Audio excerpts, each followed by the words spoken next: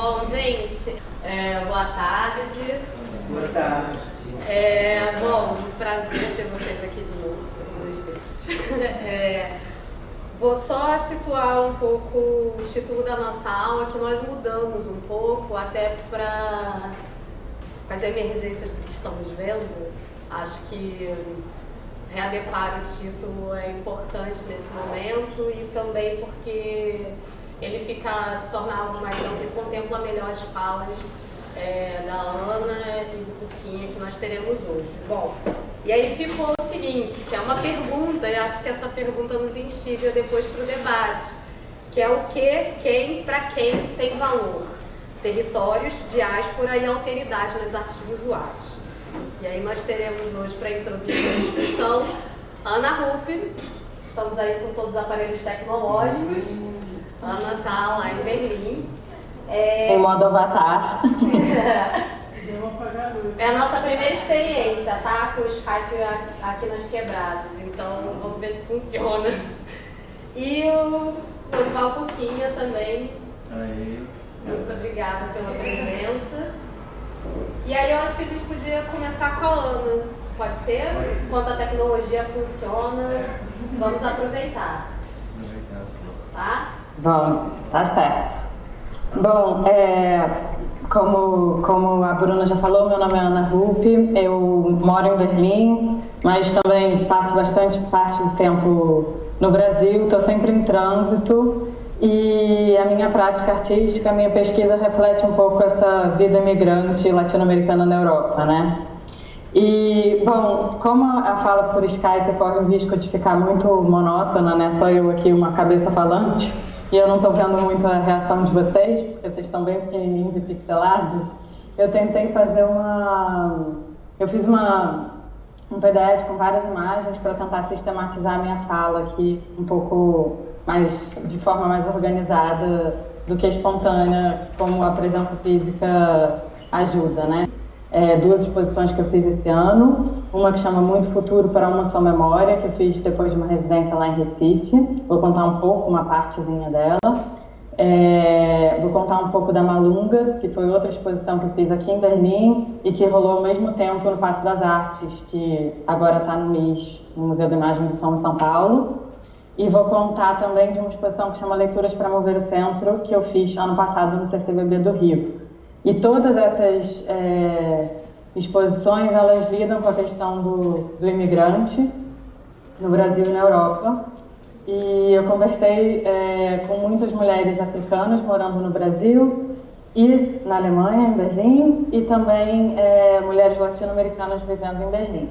Eu vou contar aos pouquinhos sobre esses projetos, mas para começar, eu queria trazer, eu vi que vocês estão estudando identidade, e isso é um conceito que sobrevoa um pouco a minha prática. Então, eu vou compartilhar a minha tela com vocês para começar a ler alguns trechos de coisas que eu separei. Eu acabei de ler um livro da Manuela Carneiro da Cunha, que é uma antropóloga, não sei se vocês devem conhecer, e a tese dela de doutorado, que ela escreveu em 85, chama Negros Estrangeiros. É sobre a história dos libertos, dos negros libertos, depois da abolição da escravidão no Brasil, quando eles voltam para a África, né, os chamados retornados. E aí eu me interessei por esse livro porque, em muitos momentos, ela conta sobre essa sensação de não pertencer a nenhum lugar, né, porque os africanos, enquanto escravizados no Brasil, ficavam sempre remetendo a uma memória da África, do lugar de onde eles vieram, e não se sentiam parte daquela sociedade completamente, porque eram também alijados dos direitos sociais, né? E, ao mesmo tempo, quando chegaram na África, alguns foram por vontade própria, mas muitos foram também forçados, porque não tinham condição de viver no Brasil, depois da libertação, né? Então, eles chegam na África e lá eles se tornam brasileiros, porque eles vêm com todos os costumes dos brasileiros e então eles ficam sempre nesse limbo imigrante, né, que é uma questão que me interessa muito. Bom, nesse livro ela traz muitas espécies de tentativas de definição do que é a identidade como uma coisa fluida, uma troca constante, né, que sempre se atualiza E eu acho esse conceito, essa ideia de falar da identidade não fixa, né, como uma coisa que está sempre incorporando o ambiente, trocando com o ambiente onde o corpo está inserido, bem interessante. Então eu trouxe alguns trechinhos desse livro para dar uma lida. Eu vou compartilhar minha tela agora para a gente ler junto. Espera aí.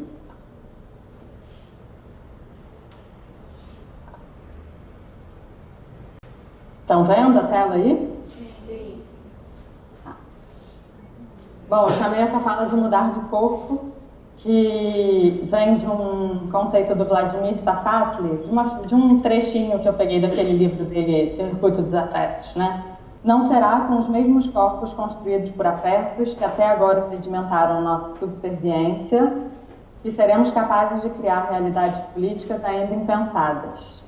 Mais do que novas ideias, neste momento histórico no qual a urgência de reconstrução da experiência política e a necessidade de enterrar formas que nos assombram, possuem potência infinita, se fazem sentir de maneira gigante. Precisamos de outro corpo. Para começar outro tempo político, será necessário inicialmente mudar de corpo, pois nunca haverá nova política com os velhos sentimentos de sempre. Bom, sobre a identidade. A identidade é construída de forma situacional e contrastiva, ou seja, ela constitui resposta política a uma conjuntura, resposta articulada com as outras identidades em jogo, com as quais formam um sistema. É uma estratégia da diferença.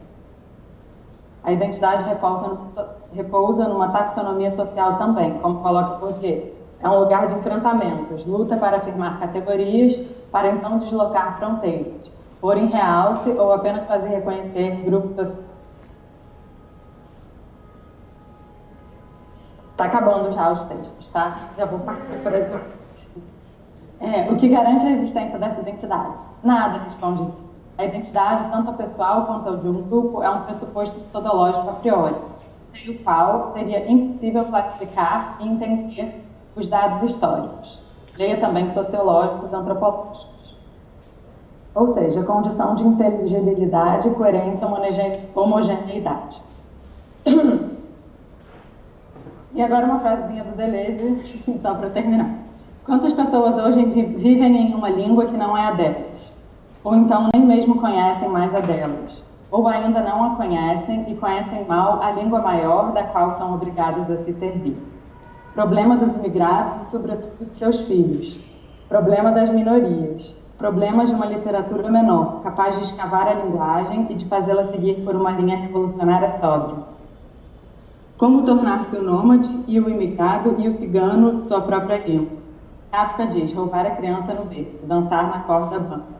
E essa sensação de você estar num país estrangeiro onde você não domina a língua e fica sempre querendo abraçar o sistema, da mesma forma que você quer terminar uma frase de forma perfeita e é sempre imperfeita, né?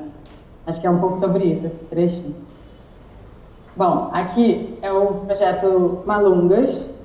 Então, esse projeto foi o seguinte, eu fiz ele depois de fazer a experiência da exposição no CCBB, que foi o Leituras para Mover o Centro, onde eu conversei com imigrantes africanas em Berlim, a partir da experiência delas com a literatura. Eu perguntava para elas quais eram seus livros favoritos, que era uma forma também de eu conhecer a literatura africana, e também porque, para mim, a literatura é uma forma de eu me colocar no lugar do outro, né? Então, eu queria entender se isso também é uma arma, uma ferramenta das imigrantes se entenderem como imigrantes, entenderem seu papel marginalizado da fala pública, na maioria dos casos, né? Então, eu perguntei para todas elas, pedi para elas levarem para os nossos encontros seus livros favoritos. E aí eu ainda estava com uma ideia um pouco romântica de trabalhar com o outro, né? Ainda mais o outro imigrante que às vezes está em situação fragilizada. E eu não queria pagar essas pessoas pelas histórias delas, porque eu queria que elas colaborassem comigo, como se elas estivessem fazendo o trabalho junto. Bom, todos os encontros aqui em Berlim, tudo correu de uma maneira bem, assim, pacífica, mas quando eu fui para o Rio e fui conversar com as imigrantes africanas no Rio, todos os encontros foram ótimos, exceto um com duas mulheres haitianas que se interessaram em participar do projeto, que estavam morando na Cidade de Deus, onde tem uma comunidade de mais ou menos 5.000 haitianos lá. E aí elas tinham chegado há muito pouco tempo no Brasil. Então, eu fui com um cara que eu conheci na ONG da Viva Rio, e ele falava crioulo e falava um pouco de português. Então, ele ficava meio como um tradutor, só que eu tinha que explicar muita coisa detalhada para elas do trabalho, e a gente fazia uma maquiagem e tal. E aí eu mostrei algumas imagens, a gente se comunicou na base dos gestos. Elas acharam legal participar, fizeram uma entrevista para mim, a gente fez a maquiagem, elas deram a entrevista. E aí no final, uma estava até amamentando um neném de 3 meses, uma situação super adversa, assim, numa casa super pequena, calor, 40 graus no Rio de Janeiro, aquelas coisas. Elas já estavam contando uma história super difícil de como elas atravessaram a fronteira no Acre para chegar no Brasil. Aí uma delas ficou assim super enfurecida e falou que não ia participar se eu não pagasse. E aquilo eu fui pega de surpresa, assim. Eu falei, eu não estava preparada para pagar, pagar por uma história, sabe? E aqui eu paguei 10 euros por hora, que é o horário o valor de hora de trabalho, mais ou menos assim, que se paga por qualquer trabalho aqui. O mínimo em Berlim é 8,50. Mas aí eu coloquei 10 euros por hora, e a ideia era receber na galeria, onde eu transformei em um estúdio fotográfico, essas mulheres e conversar com elas e fazer um retrato delas. Em São Paulo, eu fiz o mesmo procedimento e eu vou contar um pouquinho assim, em detalhes como foi completamente diferente a recepção num lugar e no outro, porque em Berlim eu fiz uma agenda toda bonitinha, assim, de 9 às 6 da tarde, cada uma chegava numa hora diferente, a gente fazia o retrato e depois ia para o lado de fora da galeria fazer um vídeo em que elas liam um trecho de um texto.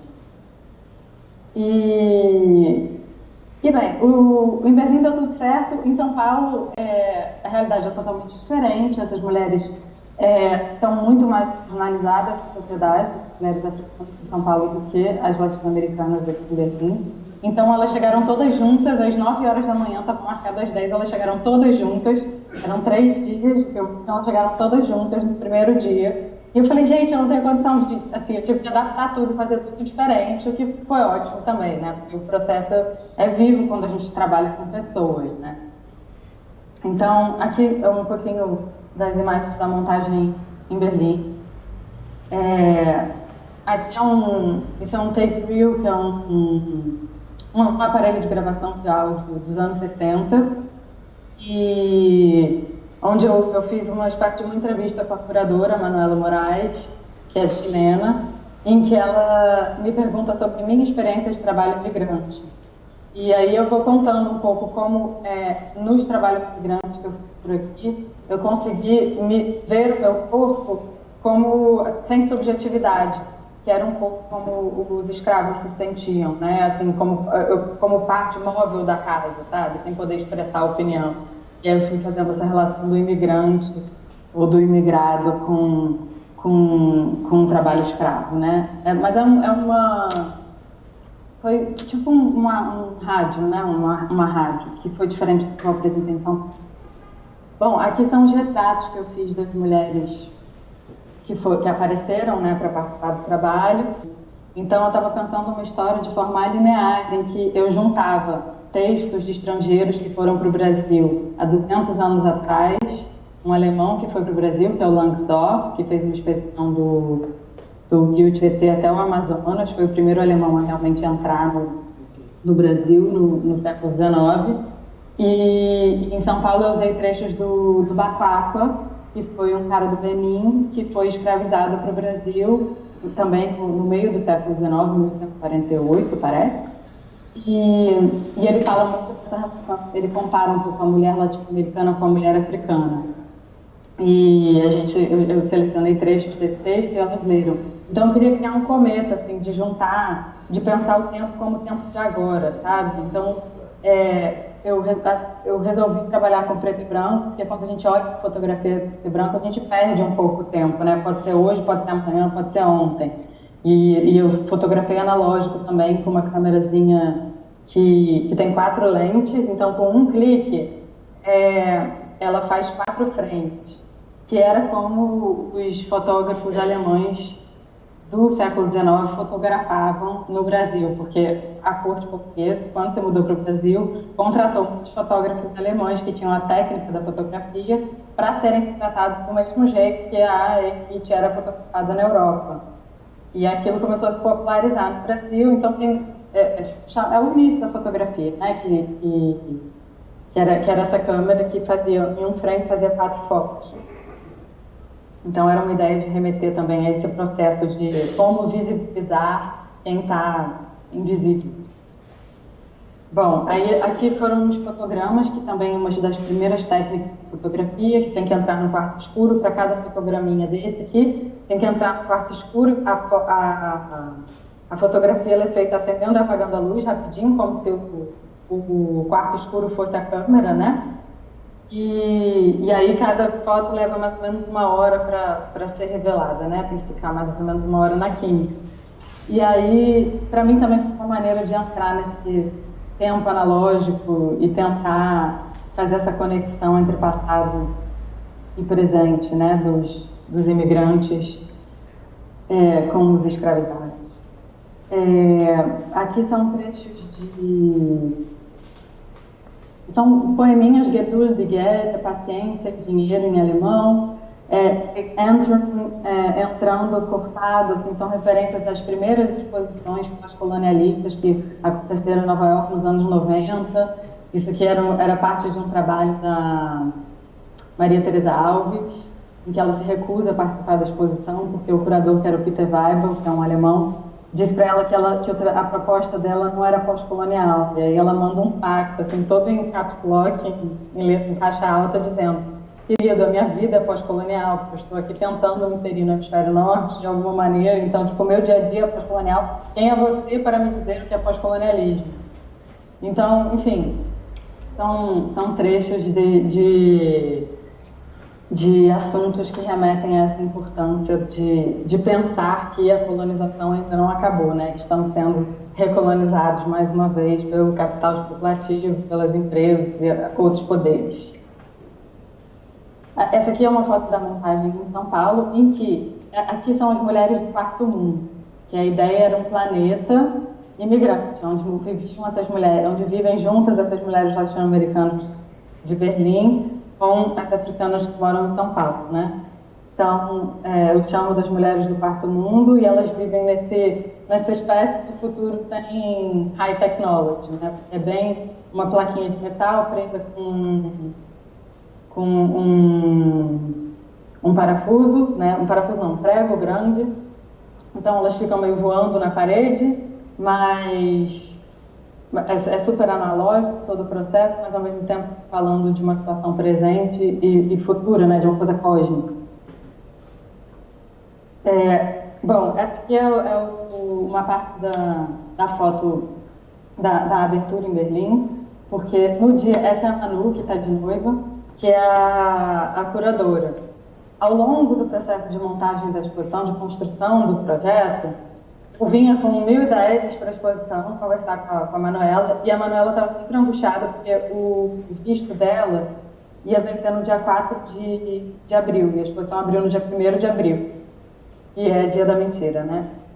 Então, a gente começou a pensar: Manu, você precisa resolver esse problema, como é que você vai fazer para ficar aqui? Era sempre essa questão que vinha a cada encontro nosso. E aí é uma prática dos imigrantes latino-americanos para conseguirem visto para ficar na Europa, nos Estados Unidos, se casarem, né? Então, ao longo da montagem da exposição, a gente foi tentando arrumar um noivo para a Manuela. E aí, arranjamos um noivo para a Manuela que se casou no dia da abertura com ela. Ele é holandês, e aí ela conseguiu o visto para ficar aqui. Ela tinha um visto de estudante de 2 anos que ia expirar, e, enfim, esse é o problema dos latino-americanos na Europa, né, da maioria. E aí fizemos uma cerimônia de casamento em que eu celebrei, e ela foi a noiva, o noivo, e aí ela falou: Ana, se eu vou casar, então eu vou fazer um véu do tamanho da fila do departamento de imigração aqui da cidade. Então ela fez um véu de 100 metros que saía acho que não tem mais fotos aqui, mas o véu saía saía do metrô e subia as escadas até a galeria, e no meio desse bairro, que é muito movimentado, era um sábado à noite, a abertura. Então acabou que, tipo, todos os bêbados de Patriça entraram na galeria. Foi assim, uma performance mesmo. E bom, aí dentro da galeria teve essa cerimônia. E, bom, Manu está aqui agora, conseguiu o visto para ficar. Eu acho que, Bruna, será que a gente pode passar agora um trechinho de um vídeo? Podemos. Que é o vídeo dessa performance, que chama White Marriage, que é casamento branco, né, que é uma expressão para falar desses casamentos de convenção. Pode botar no minuto, chama White Marriage, tá aí com os links? Então, pode botar no minuto 3:25, por favor.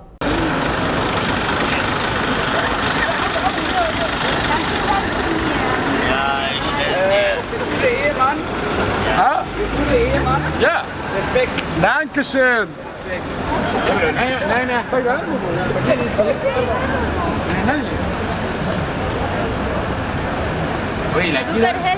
Helfen. No, die andere. Deze. Kollege, tschüss. Helfen, Dankeschön, Mann, Dankeschön.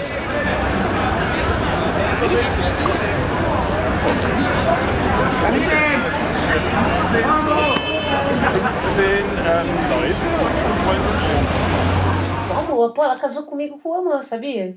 Foi, cara, foi com amor e prazer também, porque eu acho que ela também me admira, sabe? Pode porque parar. eu sou negra, latina. Então, foi só para vocês. Eu posso passar para vocês o link depois, porque eu acho que não dá tempo da gente ver. São muitos vídeos que eu queria passar e acho que não vai dar tempo de ver tudo. Era só para dar uma ideia um pouco de como foi a performance da gente. Tem problemas Tá. técnicos. Tá bom. Voltei. Tá muito rápido ou tá claro? Tá claro. Tá, então beleza, vou continuar. Bom, aqui são alguns trechos, porque vou mostrar aqui, tinha essa ideia de que essas mulheres vivem no mesmo planeta, né? Então tinha uma videoinstalação em que desse lado esquerdo, vocês estão vendo, eram as mulheres latino-americanas em Berlim, e do lado direito as africanas em São Paulo. Essa que tá nessa foto agora, por acaso, é a Luísa Edmond, que é uma camaronense que vive em São Paulo, e ela é representante dos imigrantes na prefeitura. Então, ela me abriu muitos caminhos para conhecer mulheres africanas de todos os lugares, de todos os países, quer dizer, de todos, mas de muitos países, que participaram, né, da exposição. Então, vou ler só um trechinho aqui para vocês entenderem o que elas estavam lendo. Então, elas liam nessa videoinstalação, elas liam esses trechos desses textos de 200 anos atrás e comentavam. Esse primeiro trechinho é do Diário do Langsdorff, né? É difícil entender a educação e o modo de viver das mulheres e moças desta terra. Elas vivem sempre separadas do sexo oposto, raramente se permitem ser olhadas por algum estranho, nem mesmo por parentes próximos, e têm de passar a vida toda trancadas dentro de casa. A única oportunidade que têm de aparecer publicamente é quando vão à missa na manhã dos domingos. Nesses dias, mesmo com todo o cuidado dos pais, é que são marcados os encontros de amor. Então, enfim, esse é um trecho de 1826, né? 1825, 1826. Que um pouco o que a gente vive hoje é um pouco a extensão desse lugar submisso ao qual a mulher latino-americana foi submetida no imaginário universal, né? E esse imaginário ele foi muito construído a partir desses diários, desses textos, desses exploradores, né? Como Langsdorff, como Humboldt, que foi por todos os outros países da América Latina, menos Brasil, que escreviam sobre o que eles viam, né? Sobre a viagem deles por essas novas terras, por esse novo mundo. Então, eu acho que muito dessa fama de submissa e assanhada da mulher latino-americana vem um pouco desse momento, né, de construção desse imaginário internacional para o Brasil. E esse segundo trecho é do Bapacqua, que essa é a única autobiografia escrita por um africano escravizado no Brasil, que a Universidade de Pernambuco está trabalhando agora, porque ele morou em Pernambuco, em Olinda e Recife, só por 2 anos. Mas aí a história dele é que ele chegou trabalhando para um padeiro e depois ele foi vendido como escravo embarcado, e ele trabalhava no navio. E aí trabalhando nesse navio, eles foram fazer uma entrega nos Estados Unidos. O navio foi fazer uma entrega nos Estados Unidos, onde já havia sido abolida a escravidão. Não era proibido, obviamente, a escravidão era proibida. E aí ele descobre isso, e quando ele chega nos Estados Unidos, ele sai correndo, fugido com mais 2, uma mulher e um homem, que também eram escravos do navio, e vão direto para a delegacia. E aí ele denuncia o navio desse cara, e aí todos os escravos do navio são liberados nos Estados Unidos. E aí ele se junta ao movimento abolicionista lá nos Estados Unidos, que era feito grande parte por funcionários católicos, vai morar no Haiti. Enfim, ele é incentivado a escrever sobre a história dele. E aí, através dessa autobiografia, que foi lançada pela Universidade de Brasília, a gente tem acesso a uma visão, uma perspectiva do africano sobre a história da colonização brasileira, né? Que a perspectiva da historiografia oficial é sempre do branco europeu, né? Enfim, esse é só um trechinho que eu botei só para mostrar um pouco o que elas leram nessa instalação. As africanas são consideradas muito inferiores aos homens e, consequentemente, presas na condição mais degradante. A condição das mulheres africanas é semelhante ao que se passa em todas as nações bárbaras. Elas nunca comem à mesa com os homens, nem na presença deles, não tendo eles mesas, mas em cômodos separados. Isso eram memórias dele, né? Ele contando como era na África antes dele chegar no Brasil. Bom, aqui são mais outros 2 trechinhos, mas eu acho que eu posso passar para vocês o vídeo todo depois. E aqui são fotos dessa instalação. Aqui como essas fotos da instalação dos retratos, como essas fotos que saem 4 no mesmo frame para vocês verem o movimento, né? E daí eu cortei e botei uma em cada imazinho. Aí do lado esquerdo, latino-africana em Berlim, africana em São Paulo. Bom, Bruna, a gente pode passar um trechinho da instalação? Podemos. Qual é o nome do vídeo? O Malungas. Aí pode botar do início até 3 minutos e 42.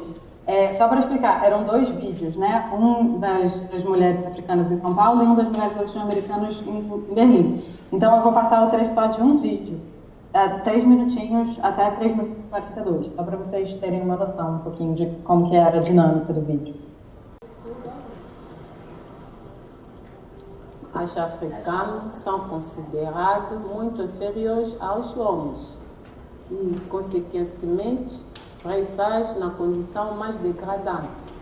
A condição da mulher africana é semelhante ao que se passa em toda nação bárbara.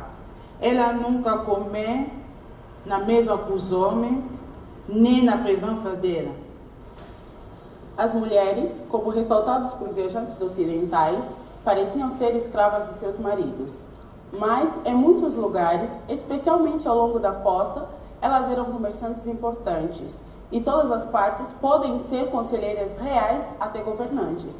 Este negócio de serem inferiores por falta de mesa ou cadeiras é, pois, ridículo.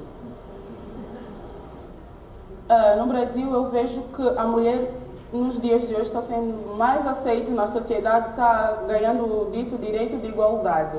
Em Angola, a gente ainda não tem esse direito não todo. A gente ainda tem aquela coisa da mulher fica em casa mesmo lavando a louça. São poucas, mas muito poucas mesmo, que conseguiram sobressair e hoje são governantes ou conseguem manter um negócio próprio.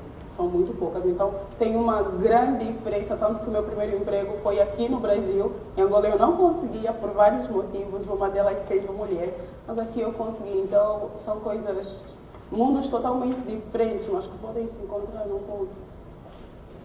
Não, pelo menos na faculdade, Isso é primeiro tempo, até então, mas tento deixar para lá, né? Por exemplo, na minha turma, eu sou a única negra preta dentro da turma. Eu acho isso muito absurdo aqui, que a maioria da população é negra não devia ter isso, né? Eu acho assim. Em greve, vi o primeiro homem branco, que o senhor pode acreditar. Chamou muito a minha atenção. A janela nas casas também parecia estranha. E foi a primeira vez na minha vida que eu vi casa com janela de vidro. Antigamente foi mesmo muitos anos para ver, porque antigamente para ver branco era difícil, muito difícil. Na Angola, sim, era difícil. Sim, hoje em dia tem vários brancos, mas tem também lugar que você vai ver os brancos, outro lugar para ver branco não vai ter, sim. Depende de onde que você vai morar, vai viver, para ver os brancos. Isso. De nada. Obrigada. Tamazo amila kamini masanga, tamazo milanini masanga, alingi kuliati. Yango wana nakendaki na batu kosenga surtout po baya basi ngai en plus nafukamelaki ye po ayeba kolia po soki azokolia te masanga ezalaka mabe ebebisaka nzoto ya motu. Yango na bandaki kofukamela nasengi pardon mobali nanga fo yeba kolia ntango ozomela masanga fo yeba mpe kolia po esunga sante na yo po soki ozolia te esalaka mabe ebebisaka nzoto.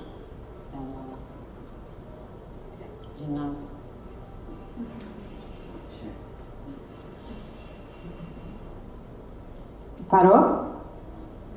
Como podeis ver a Buda? Bom, aí eu vou falar um pouquinho desse foi o último projeto que eu fiz, que chama Muito Futuro para uma Só Memória.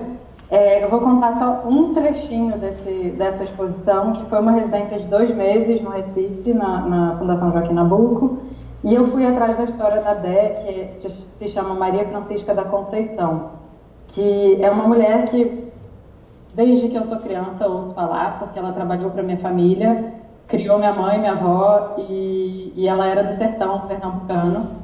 E uma coisa que me intrigou muito é que ninguém sabia sobre o passado dela. E eu fui fazer uma pesquisa sobre ela, assim. Fui para Recife eu tenho uma tia-avó que está viva. Ela tem... Aqui é a montagem da exposição. Essa minha tia-avó, ela tem 93 anos e foi criada pela Dé, pela Maria Francisca da Conceição. E aí eu fui perguntar para a tia Galba, né, sobre a Dé, como que ela era, de onde que ela vinha, quantos anos ela tinha, qual era a história dela, né, porque são tantas memórias que me foram contadas ao longo da vida, mas eu nunca soube quem ela era, de onde ela tinha vindo. Ela trabalhou 40 anos para minha família e criou várias pessoas, né, da minha família naquele clima bem do Nordeste brasileiro. E aí a minha tia-avó falou que não sabia, porque ela se recusava a falar sobre o passado dela. E aquilo me intrigou, né, porque esse silêncio vem de um trauma, claro, né, vem de uma situação ela deve ter vindo de uma situação de opressão do sertão. A gente não sabia quantos anos ela tinha, porque ela não tinha documento, quando ela chegou em 1925, na casa da minha bisavó. Oi? Tá, enfim, ela chegou em 1925 e sem documento. Então, a gente só sabia o nome dela. Bom, das informações que eu colhi, eu sabia o nome dela e a cidade onde ela tinha nascido. São José do Belmonte, no sertão central de Pernambuco. Mais ou menos 8 horas de ônibus de Recife. 550 quilômetros para dentro. E aí fui lá para São José do Belmonte ver se eu descobri alguma coisa. Um pouco assim, perdida, mas cheguei lá e descobri um monte de coisa, né? Eu acho que, na verdade, também todo o meu trabalho tem um pouco de fabular nas lacunas deixadas pela história colonial, né? Então a gente tem esse dever de inventar sobre essas lacunas, fabular e escrever a história, um contracalendário, digamos assim, né? Uma contramemória de como a historiografia é escrita. Então eu cheguei lá em São José do Belmonte e a primeira coisa que eu fiz foi conversar com as pessoas, claro, E aí descobri um monte de coisa sobre aquele lugar, assim, que era de 2 fazendas, e ela provavelmente trabalhou numa fazenda lá, onde eu fui, visitei essa fazenda, fiz várias fotos, uma fazenda que está parada no tempo, como se fosse há 200 anos atrás, só que vazia. Uma briga de família, aquelas coisas de muitos herdeiros, e a fazenda está abandonada, cheia de pavões e morcegos voando por aquela casa grande. E aí eu fui conversar com uma mulher negra mais velha da cidade, e ela se chamava Margarida Maria da Conceição. E aí eu falei, bom, aí enfim, descobri que nessa fazenda todos os negros que trabalhavam se chamavam alguma coisa Maria da Conceição. E aí intuí que ela deveria ter trabalhado nessa fazenda. E fui construindo um pouco uma história para ela, mas eu não queria ficar nessa história de opressão e sofrimento que já é atribuída ao povo negro, né? Assim, meio que automaticamente no nosso inconsciente colonial. Então, aí eu fui parar num quilombo que chama Conceição das Crioulas, que é um quilombo super organizado no sertão, e que foi fundado por mulheres, 6 mulheres negras, em 1802. Tem uma escritura oficial, tudo, e até hoje ele é organizado por mulheres. E aí foi muito louco, porque essas mulheres que fundaram esse quilombo também nunca contaram sobre de onde elas vieram, né? Quem está fugindo não conta de onde está vindo. E aí, mas assim, é um silêncio estratégico, mas é um silêncio de trauma também, né? Que eu comecei a perceber que ele é comum à história de muitas mulheres negras. Então, enfim, contando tudo isso, só para chegar na parte que eu acho que interessa a nossa discussão aqui sobre imigração, né? E primeiro que ela era uma mulher que ela veio do sertão e migrou para a cidade, e depois migrou de Recife para o Rio de Janeiro. E eu queria, assim, em busca de reconstruir esse passado que nunca foi contado, eu conversei com várias mulheres quilombolas que atravessaram meu caminho nessa viagem do sertão, e com muitas mulheres de aldeias indígenas também, que são essa contraforça, né, a resistência mesmo ao sistema como ele é feito, né, como ele é construído. E aí eu voltei com todo esse material, assim, querendo construir essa história, e fui conversar com as mulheres, porque eu já estava conversando em Recife, 2 mulheres de Guiné-Bissau e 2 mulheres de Angola. Estava contando essa história e pensando como que eu poderia contar essa história. Eu chamei elas para um almoço na minha casa, na casa onde eu estava morando em Recife, e mostrei, aqui são essas fotos, mostrei as fotos da fazenda para elas, né? E aí elas, num projetor de imagem, elas começaram a, assim, de uma forma um pouco espontânea, assim, começaram a habitar essas imagens. Eu comecei a tirar fotos delas interagindo com essas imagens, e a gente começou a fazer uma espécie de um ensaio que eu juntei com uma narrativa da Dé, né? E essas são as fotos que a gente fez. Essa é a casa grande, onde ela provavelmente trabalhou, chama Fazenda Malhada Grande. E essa é uma modelo, por isso que ela é linda desse jeito, de Guiné-Bissau. E aqui essas máscaras pernambucanas também, ela usa, né? São todas imagens dessa fazenda, que isso aqui são coité, que chama, né? Que era como eles faziam queijo, comida antigamente. Esses lugares de guardar água, feito de barro. Isso era um passador, que se chama passador, que é uma imagem lá do quilombo de Conceição das Crioulas, para passar de um terreno ao outro, porque todos os terrenos são coletivos, não tem essa ideia de propriedade privada. Então, no lugar da grade tem o passador, né? Tem uma grade assim, só para definir de quem é cada terreno, quem cuida de cada terreno, mas tem o passador. Enfim, aí tem uma historinha que eu escrevi para cada uma dessas imagens, e elas formam uma espécie de narrativa contando a história da Maria Francisca da Conceição, da Dé. Esse é o centro de São José do Monte, com essas casinhas estilo colonial. Bruna, você pode passar um trechinho do vídeo? Por favor. É o Futuro para uma Só Memória, lá no final, 17 minutos e 49. Eu amo a minha pele, eu gosto toda da minha pele, então isso ninguém me tira, ninguém nunca vai tirar isso de mim. É uma coisa que eu vejo, né? Os brasileiros não têm orgulho de falar que eu sou negro, querem ser brancos, muitos deles querem. Hoje em dia que você vê, uma grande maioria está se aceitando, mas antes, quando eu cheguei, era uma coisa tão triste. Ainda eu tenho essa questão de falar cabelo bom. Cabelo bom, cabelo ruim. Até meu namorado fala cabelo bom. Eu falo o quê? Cabelo bom, o quê? O meu é o quê? Então, ele mesmo tem preconceito contra ele. Cabelo bom, cabelo... Eu posso estar de cabelo liso, se eu quiser cacheado, se eu quiser escovado, se eu quiser... Tipo, essa autonomia da mulher africana que eu gosto. A gente tá com o cabelo liso, cacheado, crespo, trancinhas, não sei o quê. Aqui o brasileiro só fala, que lindo, mas não faria não. Negro brasileiro. Que lindo. Aí ela fala, me dá teu número, quero fazer. Depois, nem veio fazer, só achar lindo. Porque a gente ficava lá em Guiné sem conhecer, assim, outras pessoas. Tipo, a gente conhecia, mas limitava pouco, porque são os senegaleses e laguinenses, que são de Guiné-Conakry, que era bem pertinho de Bissau, que entrava. Mas a gente não tem contato com pessoas de outros países de África. Então, o Brasil me ajudou a conhecer outras pessoas de África, de outros países de África, que eu conheço muito, como a gente tem essa comunidade aqui. Então, tem muita gente que é de cada país de África, é Moçambique, é Angola, é São Tomé, Benin, Congo. Eu conheço muita gente, muita gente. Foi incrível. Muito interessante. Até o Brasil para voltar para a África. Pois é. Bom, aí essa foi a exposição Leituras para Mover o Centro, que é bem, assim, inspirada pela estética e ferramenta ideológica e tecnológica do afrofuturismo. Foi aquela que eu contei no início, que eu pedi para as imigrantes africanas aqui de Berlim e do Rio levarem seus livros favoritos, e montei essa espécie de espaço de leitura em que dava para mexer o corpo. Esse primeiro aparelho aqui, você vira isso aqui para baixo, pode ler deitado.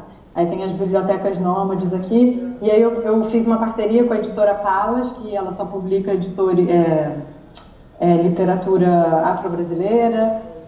E eles cederam 800 livros para a exposição. Então era um ambiente assim, com muitos escritos de mulheres negras e homens também, autores, autoras. Isso aqui é uma galera que faz uma roda de leitura sobre Carolina Maria de Jesus na Favela da Maré.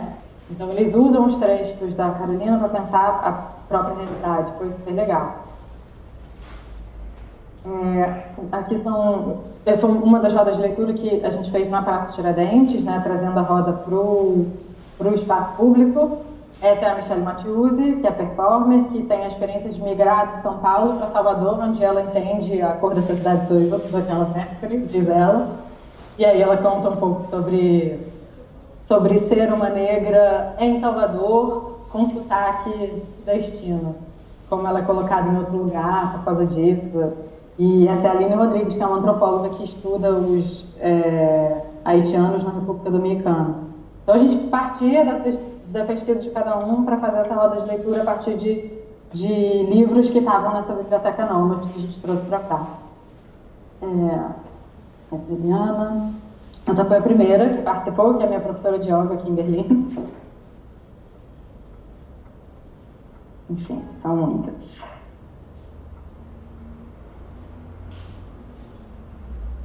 Bom, aqui, esse foi um projeto que eu fiz na África do Sul, mas acho que eu vou parar por aqui, porque, enfim, acho que já estamos na hora, né? Ou não? Sim. Então tá. Sim, acho que a gente pode passar por um pouquinho, depois a gente abre o debate para ajudar para continuar. Certo. Então, gente, muito obrigada. Espero que tenha feito sentido, porque eu fico sem saber como está sendo a recepção. Eu não sei, está muito longe, né? Acho que a gente podia ficar mais perto, botar as cadeiras e tal. E também eu queria saber por que estão aqui, quem são vocês, assim. Quem é tu? Boa tarde, meu nome é Juan. Mais o quê? Não sei. Eu sou da Penha, que fica na zona norte aqui do Rio. E sou aluno da UFRJ. Não sei.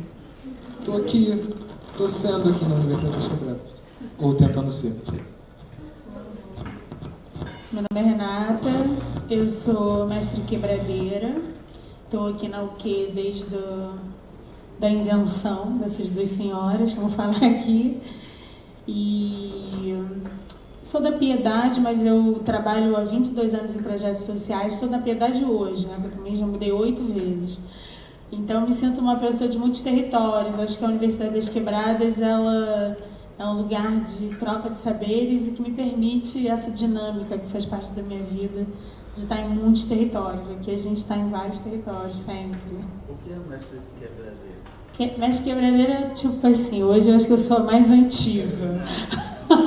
Aqui na UQ, mas acho que também é uma figura que investe nessa ideia de uma universidade que quebre, né, e que tente mudar essa ordem, né, que a gente vem desde a colônia, que a educação é um processo de alguém que pensa pra gente, né? Aqui a gente está tentando construir um processo que a gente pensa qual é a educação que a gente quer, propõe, e aí eu fiquei fisgada nisso. Eu nem era militante de ensino superior, eu era militante da cultura da infância, mas elas me fisgaram.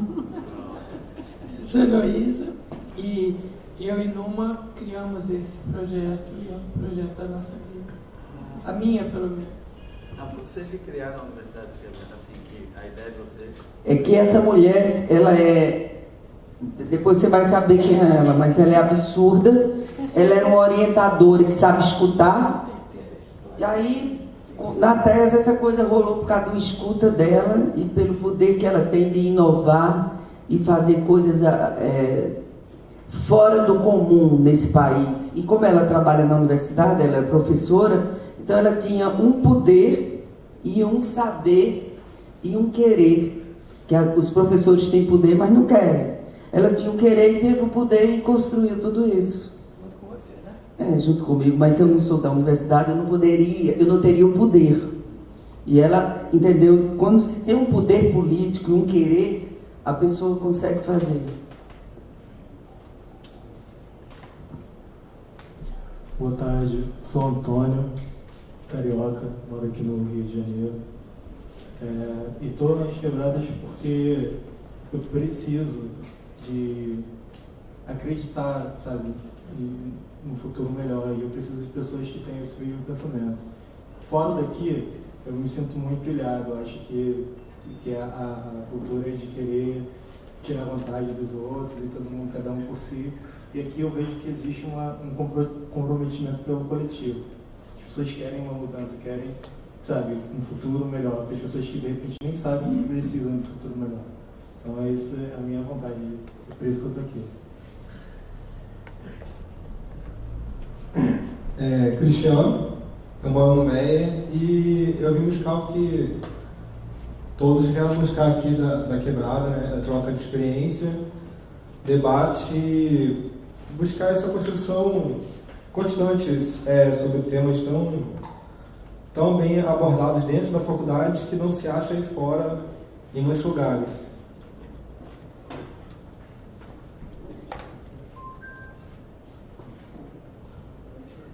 Boa tarde, eu sou José Emerson e eu fui convidado há um mês e meio para vir assistir uma palestra aqui, um amigo que nem está aqui agora, que faz parte do Quebradeiro, me convidou para uma palestra. Quando eu cheguei aqui eu fui contagiado.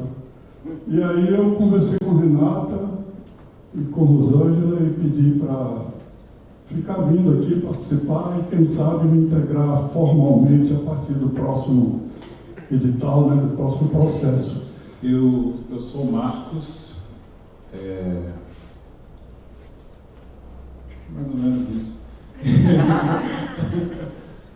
É porque é estranho, enfim, eu venho das quebradas de antes, que, enfim, sou nascido e criado entre Rio de Janeiro e São Paulo, e sempre participei das quebradas das ruas. E me formei em educação e nunca deixei de participar das quebradas. Fiz parte dos movimentos negros e movimentos associações culturais de bairro. Enfim, estou aí para ficar mordendo o calcanhar do sistema, incomodando enquanto puder incomodar, mas numa boa, assim, sabe? Sem ódio. Muito bom morder o calcanhar. Eu sou o Pedro, é a segunda vez que eu venho aqui, na verdade a terceira, eu vim no primeiro semestre, e é a segunda e terça-feira que eu participo. Eu vim a convite da Cíntia, que também é uma quebradeira. Eu a conheci num curso de negócios sociais, e assim como o José, eu também estou tentando trilhar uma nova forma de seguir minha vida.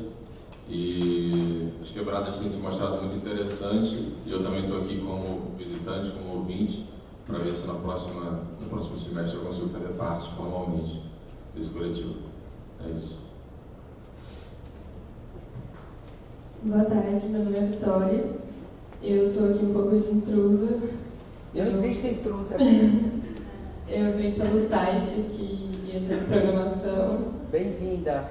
Obrigada. Na verdade, eu moro em Minas Gerais, eu faço a Federal de Ouro Preto, eu faço arquitetura e urbanismo lá, e eu gostei bastante do tema, acho que pode me agregar bastante.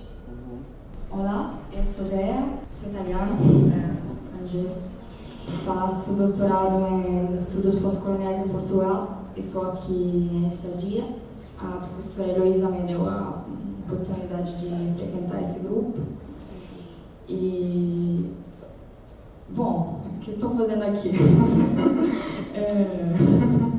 É algo que eu me pergunto todos os dias, né? Eu sou europeia. Estou tentando me descolonizar, sobretudo, né? Estou tentando achar formas de aprender o que posso, de conhecer pessoas e realidades que me ajudam nesse processo de pensar um pouco a minha formação, sair um pouco da academia, mesmo ficar na academia, né? Tendo as possibilidades também, porque esse lugar seja uma ponte para também sair um pouco da academia, né? E tentar conhecer mais a realidade de aqui. Eu sou Lourdes, eu sou pedagoga, sempre trabalhei com criança, e uma das questões que eu buscava junto com os alunos era a identidade deles, né? Eu achava muito estranho uma menina negra se desenhar loura, isso foi uma questão também estudando. E aí, no ano passado, o Robson, eu também faço estilogravura, trabalho com estilogravura e colagem. E Robson estava aqui, um amigo meu queridíssimo, me chamou para começar a assistir às aulas, que é o que a galera que está assistindo vai voltar o ano que vem. E aqui é um espaço que eu estou mais ouvindo. Estou fazendo o exercício da escutatória e assim, estou encantada, que são temas que sempre me angustiaram aqui, é jogado para se discutir, aqui é trabalhado. E aí só se vai formando que eu quero voltar a trabalhar com criança na dificuldade que elas têm de identificação. Quero trabalhar com isso, através da arte. Boa tarde, sou Gustavo, também sou educador estagiário no museu. Um pouco que o Guilherme falou, está aqui como parte da formação, até também para levar essa discussão para os grupos, enfim, para o público que vem para o mar e talvez não pode estar aqui agora, mas a gente é esse agente multiplicador. Boa tarde, meu nome é Diego, também sou educador aqui no MAR. Estamos inseridos aqui nesse momento já como um esforço de formação da equipe, né, também. Mas também com uma proposta de investigação de projetos outros não hegemônicos, como disse o Guilherme, principalmente não europeus, algo que é bastante discutido dentro do programa, de visitas e tudo mais, é algo, enfim, como parte mesmo de um esforço de formação dos trabalhadores da educação no mar. Boa tarde, meu nome é Valéria. Dizer que eu sou é justamente o que eu busco não responder todos os dias, porque a minha busca é desconstruir o que foi dito que sou, ou que eu deveria ser, ou que deva ser, porque a minha pesquisa é justamente nesse processo. Como descendente afro-indígena, a minha busca tem sido essa, identificar aquilo que me foi apagado, identificar aquilo que eu busco perceber, identificar mais do que me disseram e me ensinaram. Então, apenas definir quem eu sou seria só repetir que já disseram que eu deveria ser. E eu busco além. Então, aqui nas Quebradas, eu tenho buscado isso, identificado isso e vivenciado isso por através de experiências que eu tenho visto e estado com cada um que tem passado por aqui e trocado experiências. É isso. Agrônomo, como estudante. E vamos graduar aqui nas Quebradas também. Vamos ver. Olá, eu sou Tainá Galdino, eu sou carioca também, acho que não dá para disfarçar muito sotaque. Sou moradora de favela, sou arquiteta e estou aqui nas Quebradas. Eu acho que eu descobri as Quebradas meio que por um incômodo da academia, né? Porque eu vivenciando a academia, eu senti que faltava esse mundo real na academia. E quando eu descobri as Quebradas, a ideia das Quebradas proporciona isso, né? Então eu tô viciada, digamos assim, né? É meu primeiro ano como quebradeira e, enfim, eu acho que uma vez quebradeira, sempre quebradeira, que é mais ou menos o lema que a gente tem aqui. E é isso, a gente aqui, é a realidade, né? A gente, pela fala de cada uma aqui, a gente pode perceber bem isso, né? Então, às vezes, que a gente não encontra em alguns meios aqui, a gente tem essa troca de saberes muito grande. Boa tarde, meu nome é Victor Meireles, sou carioca, criado no Complexo da Coreia, na zona oeste do Rio. Minhas correspondências chegam no Grajaú hoje. Eu estou aqui porque, desde pequeno, minha mãe analfabeta disse que o conhecimento e a educação é a única coisa que pode mudar o mundo e mudar o ser humano.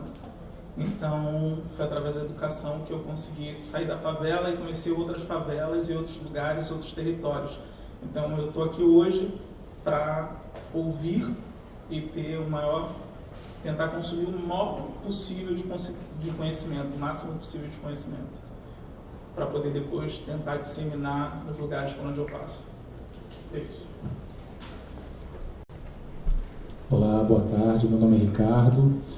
Eu sempre me achei uma bola no meio de vários quadrados, então eu tive vários trabalhos administrativos, várias situações que eu passei na vida e que eu tive que participar da questão administrativa, exata, lógica, mas eu nunca me senti ali. E de um tempo para cá eu tenho conseguido chegar mais perto da onde eu me sinto bola junto com as bolas. Não sei se está todo mundo entendendo assim. Estou me sentindo, eu estou me identificando melhor de uns 2, 3 anos para cá com pessoas que são bola, assim como eu. Então, estamos juntos. Então, a maneira que eu tenho, eu acho legal ficar por último, assim, porque a gente vai ouvindo, né, uma conversa, outra conversa, e a gente acaba se identificando, olhando, pô, aquele lá. Eu me identifico muito com o Marcos também, que eu também vou roendo canela, né, tíbia, perônio, joelho, vai tudo, né? A gente vai roendo, comendo capitalismo. Uma das formas que eu tive de roer o capitalismo foi a Galeria da Estante, que é um projeto que eu desenvolvi junto com a Sandra Corman aqui, com a universidade, que me deu um ninho, né? Me deu um braço, falou assim, cara, você teve esse insight, cria isso, vamos lá. E ela hoje se concretizou, tem 6 meses já de ativa, mas infelizmente acabou o projeto hoje, eu estou trazendo para cá, está ali atrás, é uma galeria que é um projeto onde você paga o preço percebido pela obra. Então eu estou expondo artistas independentes, eu estou expondo hoje a Jussara, que não falou o nome dela, o nome daquela moça, daquela artista talentosíssima é Jussara Santos. Ela falou tudo dela, menos o nome. Você esqueceu, mas eu lembrei. Então é a Jussara, ela está sendo exposta hoje na Galeria da Estante, que você paga o preço que você achar que vale. Então é uma proposta de acabar com, de criticar um pouco tudo isso que a gente está vivendo aí fora, né? O capitalismo, você barganhar uma obra, você dar um preço a uma obra. Então eu quero dialogar, eu quero questionar isso. E o projeto hoje está ali atrás, estão as obras da Jussara, estão algumas fotos minhas também, uns trabalhos meus. Já aproveitando o espaço, quem quiser lá depois também ver, participar, adquirir obra, fique à vontade. Muito obrigado, Pouquinho, obrigado a todos. Eu sou Didi, sou aprendiz de quebradeiro estamos aqui se capacitando todo mundo, né, para a gente fazer melhor lá fora, né, nos nossos obras sociais que a gente trabalha. E estamos aqui para ser quebradeiro todo mundo. Amém. Abençoe os mais velhos, abençoe os mais novos. Motumbá para quem é de axé. Desculpa o atraso, gente, porque eu estou vindo trabalhar agora, sou professor aqui, esse da UFRJ aqui, mas está tudo parado no Brasil por causa da chuva. Mas sou professor universitário da UFRJ, sou professor adjunto, dou aula sobre história da África. A minha área em história da África é sobre os reinos do Mali, os reinos do Congo e os reinos de Addis Abeba também. E também atuo há algum tempo na militância pelo MNU, Movimento Negro Unificado. Tivemos isso em 2001 na África do Sul, aí na Conferência de Durban, entendeu? Representando inclusive o governo brasileiro. Sou filho de quilombola, sou primo de quilombola, e a minha comunidade remanescente quilômetros fica ali em Paraty, Campo Independência, e é onde nós fazemos isso tenda de dormir, fazemos farinha de mandioca, e vários trabalhos que nós temos, inclusive a OIT, a Organização Internacional do Trabalho, inclusive revende alguns trabalhos, vai em algumas comunidades quilombolas para poder revender nosso trabalho, isso é lá para fora, para a França, para a Alemanha. Então, quer dizer, então isso é um pouquinho sobre mim. Algumas pessoas eu conheço aqui, outras então, a gente vai conhecendo ao longo disso. Isso do curso, mas realmente o curso é muito bom. Então, eu espero que ao final do curso que todos tenham êxito e que assim a gente venha fazer um bom trabalho na comunidade. Motumbá.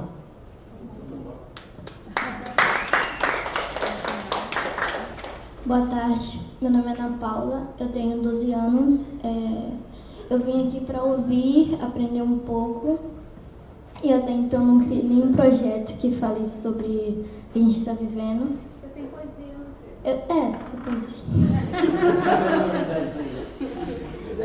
Bem-vindo. Só isso, tchau. Boa tarde, galera. Meu nome é Neide Vieira. Como ele disse da questão quilombola, eu vim da Bahia, porque na Bahia eu estava sendo caçada pelo Estado e pela Odebrecht e a OS, que mandou todos os capitães do mato na minha casa e não só me perseguir, como ele disse, quando a gente é de axé, nada nos toca, e eu estou aqui, né? Por causa das terras quilombolas. O primeiro quilombo do Brasil, que significa, o nome é Quingoma, Atabaque Pequeno, que significa Atabaque Pequeno, foi o primeiro quilombo que existiu nessa terra aqui, que veio dos povos bantos, dos primeiros povos que foi trazido para essa terra. Bom, eu sou a Bruna, sou educadora de projetos aqui do MAR. Como educadora de projetos, trabalho na relação da cidade, do território, então trabalho muito intensamente com um programa que a gente tem aqui chamado Vizinhos do Mar, que é o programa de relação com a região portuária, onde a gente cria junto e inventa um outro museu possível. Enfim, e aí é um prazer estar na Quebradas, é meu segundo ano nas Quebradas. Primeiro eu estava aqui substituindo o Gleice, e aí esse ano a gente montou o programa juntos e tá bem bacana, é isso. Eu sou Elizabeth Martins, eu sou quebradeira desde o ano passado, trabalho com audiovisual e vim fazer a exibição de um dos meus docs que eu fiz, quer dizer, da Carol, que eu fiz junto com ela, e mais tarde a gente vai estar exibindo o doc. Vai ser legal se geral ficar. Vai ser aqui? Vai ser aqui, 4 horas, 4h30. Bom, sou Rosângela Gomes, sou servidora pública da UFRJ, formada em educação pela UFRJ, cria da casa. Tenho muito orgulho de estar nesse projeto, dessas pessoas maravilhosas, sob o comando de Heloísa Barco de Holanda e Numa Ciro, coordenadoras da Universidade das Quebradas. Acho importante a gente começar escutando todo mundo, assim. Um dos termos eu anotei aqui, que foi, acho que não por acaso, da menina que é italiana, não lembro do nome dela, ela falou que ela você estuda alguma coisa, não sei o que, pós-colonial, né? Que, assim, esse próprio termo eu sempre penso nele, assim, o que é, acho que não existe pós-colonial, na verdade, né? Ele não tem, eu queria começar por aqui, não sei porquê, mas me tocou.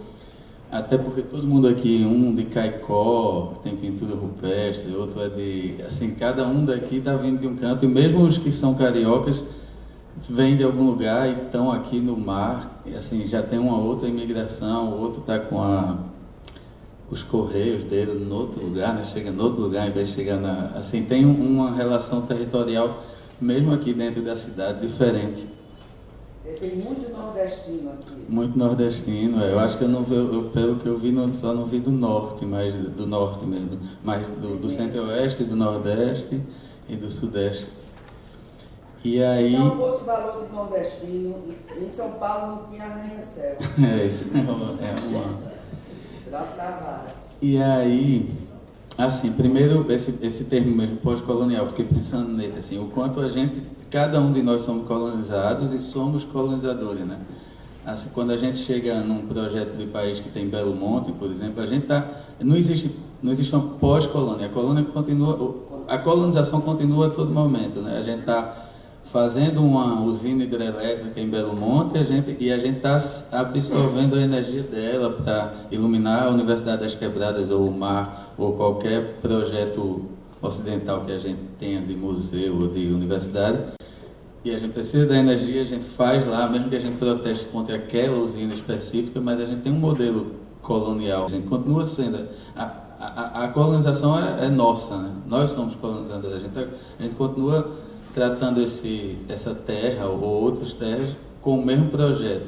Vários trabalhos interessantes. Um rapaz falou aqui também, não, a gente faz um trabalho e muita gente compra, leva para a Alemanha, para a França. A gente tem esse modelo assim, de ir para a Alemanha, para a França. Minha primeira residência fora do país foi para a França. Assim. Por que foi para a França? Porque aqui até a Ana Rupp, ela está em Berlim. Assim, a gente tem esse imã, né, a gente estuda várias coisas e a gente vai tendo o imã de uma certa...